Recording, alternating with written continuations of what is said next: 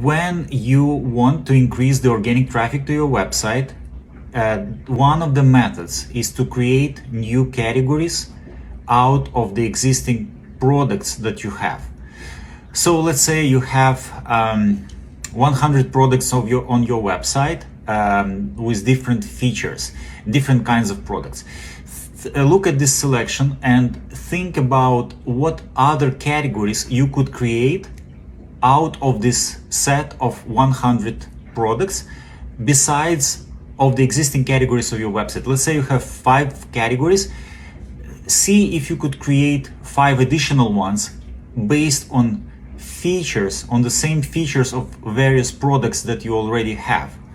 So when you create 10 categories, when you create 5 additional categories, you will have 10 categories instead of 5 that you had initially, and you optimize them, and now instead of 5 categories driving organic traffic to your website, you will have 10 categories.